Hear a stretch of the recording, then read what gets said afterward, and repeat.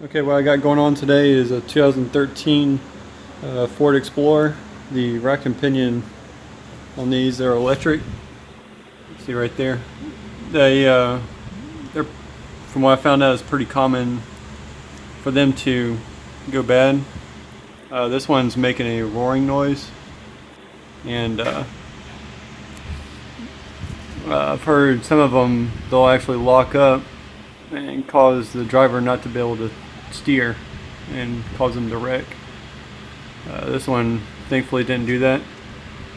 I'm going to just show just a brief walkthrough of how to pull this out. This is my first time doing it, and I hadn't seen anything online about it, so I'm just going to walk through on just real quick on the steps to pull it out. Of course, the first thing you need to do is jack it up, put it on jack stands, take the wheels off. Alright, after you got your wheels off,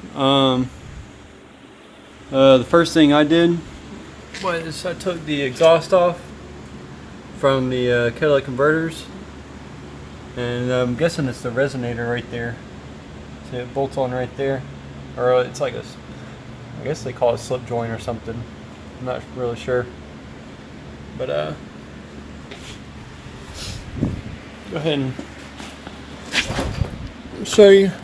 I'll go ahead and tell you these are all. Let's see, focus. There we go. So that's a 15. You got two 15s right here. And then same thing, two 15 nuts. You might need to put some PB Blast or some kind of penetrating oil to get them off. I mean, I've taken these off pretty recently because I had to do 2 catalytic converters on it. And then there's a little bushing right there that for the exhaust, and then right here is another 15. And the only way I could find to get this off is to sort of beat it off. I've never really taken one off, and it's pretty hard to get off. Let's see. So I took this bolt out for this engine mount. It's another 15 millimeter. Let's see. This guy right here, this just pushes up. I mean, you have to use a little force, but that's part of the suffering. We might not have to, but you can, just in case if you want. Let's see what else. I think that's about it for underneath. You got the sway bar link. You got to take those both off on each side. I took the top nut off. That was I think a 21. What I did, I busted loose with an impact. So real quick, that was a 21. Had to use a 10 socket, and you can either, if you have a 21 wrench, use that to take it off because it's just going to sit there and spin. You have to use a socket and a wrench. See right here, it's got a 10 mil head on it. And then you got to take the outer control arms off. That was I think another 21. You got to do the same thing, bust it loose, and then use the 10 and then a wrench to get it off. After that, let's go back underneath.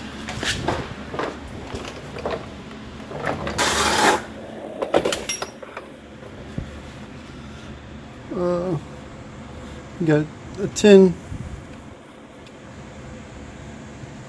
millimeter right here, which has a ground wire on it, and then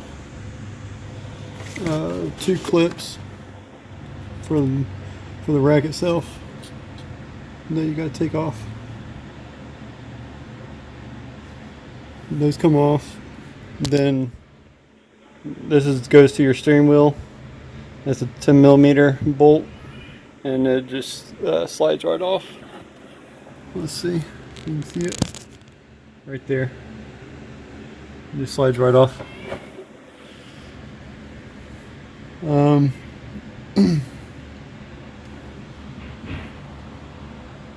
Let's see. Oh, we're gonna have to take this heat shield off. I haven't done that yet. Take that off to be able to pull this out. And then to get the rat bolts out, I think it's an 18mm, and I use an impact. And then you have to put a wrench or something on top to hold that in place. And same thing with here, because that one's really hard to get to. So hopefully you have a wrench for that. I don't know what the millimeter is, because for that one. And then after that, you got let's see. So you got two bolts right here that are bolted here. Those are 13s. Those gotta come out. And then this guy. And then you should be able to take these guys out, which are 24s. Then the whole subframe will drop down. We need to move the sway bar out of the way. And then it should slide out. I'll come back after and tell you all how I got it out. So another update. I'm getting it out. Just basically when you drop it down and move the sway bar out of the way, that just leave it vertically. So this will be vertically, and it'll just start sliding out. That heat shield had 3 8mm, and then that one 10mm. I told you about the ground wire. Alright. So, that's another thing. Before you take off your outer tie rod, make sure you bust these loose to make it a lot easier. You probably use 2 wrenches, but it's just a lot easier with it in the car. I'll come back in a minute. Now, before you take the outer tie rods off, I use a caliper, and I measured from the nut to right here. See right on the edge. I got my measurement, but you always want to get alignment after this is done, because it's probably going to be off. So it's always safe just to get alignment as soon as you do this. I'm hoping too that this doesn't have to be programmed. I guess we'll find out when that time comes.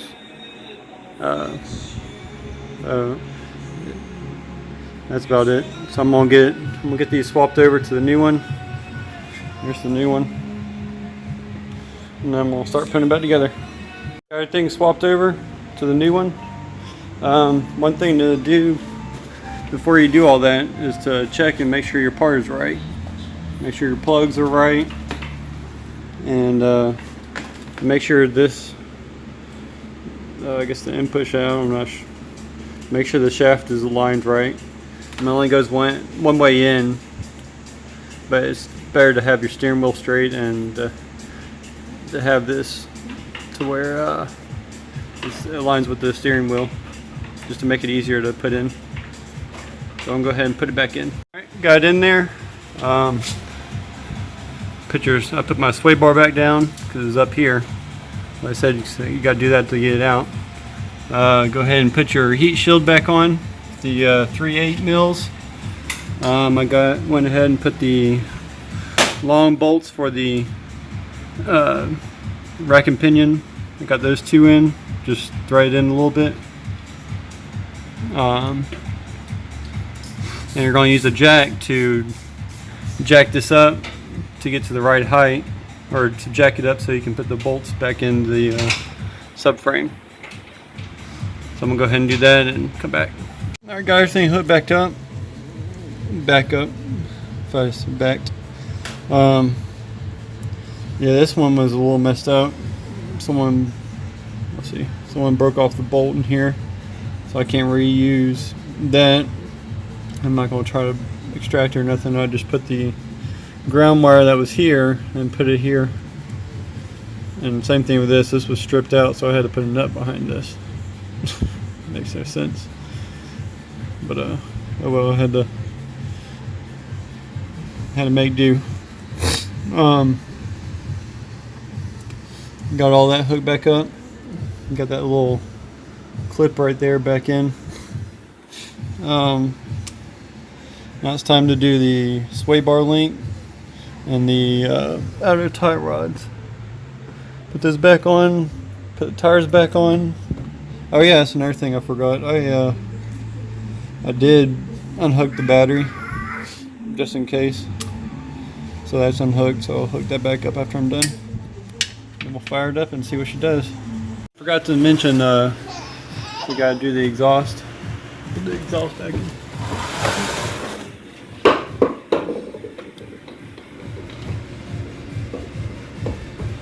And the best way I found to put this back on is put these two nuts back in first, and then put those two nuts in, and then I'll have this slid in first. What I used was some PB Blast, or you can use some oil probably, and slide that back in. Basically what I did is just spun the pipe back and forth and push at the same time. And after you do that, got this 4 nuts in, you can tighten this one down. Just clamp down.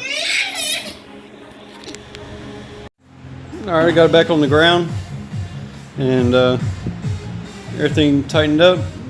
Got the outer tie rods tightened up, got the nuts for the outer tie rods tightened up, got the sway bar link on and tight, hooked the battery back up, got the tires back on, and I forgot about this. This little, I'm not sure what it is. I guess it's like for fresh air going to something. But you usually got to take that off to do like the oil change and all that.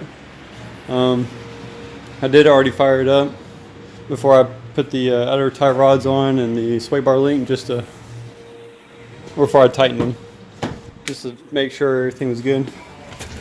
It seemed to work fine.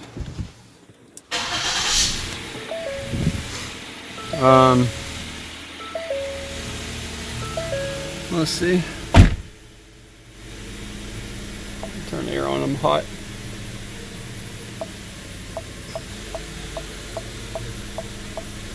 Hold on a second. Alright, so right now I'm not really seeing anything on the board. There's no lights coming on, and it turns just fine. No, it's not making the horrible whining noise no more, or roaring noise. So if you have this problem, this will definitely fix it, but they're very expensive.